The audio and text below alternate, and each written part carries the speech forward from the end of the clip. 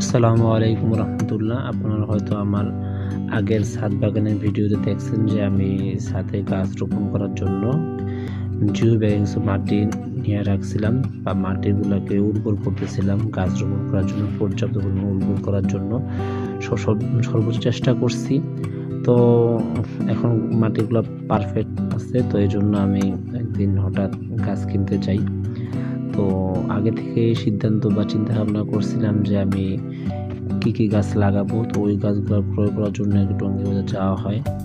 তো যাইয়া আমি কিছু লাউ গাছ, সিম গাছ, তারপর উস্তা গাছ, করলা গাছ কিনতে চাইছিলাম, কিন্তু কয়েকটা গাছ পাই নাই, যেমন উস্তা, করলা এগুলো পাই নাই। পরে আলহামদুলিল্লাহ এই কিছু লাউ গাছ আর সিম গাছ ক্রয় করি, সাথে বেগুন আর বোম্বাই মরিচ গাছও ক্রয় করছি। কিন্তু বোম্বাই মরিচ আর বেগুন গাছ বোনার জন্য আমার পর্যাপ্ত পরিমাণ জায়গা বা এখন মাটি উর্বর করা নাই, কিন্তু মাটিগুলো অনেক দূর থেকে আনতে হয়।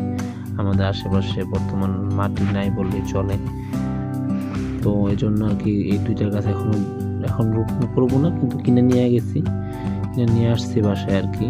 তো বাসায় কিনে নিয়ে আসা এগুলা এখন ছাদে নিয়ে আসছি। ছাদে নিয়ে আসা আমার যে জিও ব্যাগের মাটি ছিল ওখানে আর কি এই লাউ গাছ আর সিম গাছ রোপণ করছি। তো লাউ গাছ আর সিম গাছ আপনি দেখতে পাইতেছেন যে একটু দুর্বল হয়ে গেছে, ওরা হয়তো পানি পায় নাই। এই জন্য হোসেনের আম্মু বলতেছে যে পানি দিতে হবে। তো আর এই জন্য পানি নিয়ে এসে হোসেনের আম্মু নিজেই পানি দিতেছিল। তো দেখা যাক, ইনশাল্লাহ দোয়া করবেন, নেক্সট ভিডিওতে দেখা যাবে ওরা বাঁচে কি না বা ওরা বাইচে থাকে কি না, ওদের আমি ঠিক পরিচর্যা করতে পারতেছি কি না। ইনশাল্লাহ নেক্সট ভিডিওতে ইনশাল্লাহ আপনার সাথে দেখা হবে, কথা হবে। আসসালামু আলাইকুম রহমতুল্লাহ।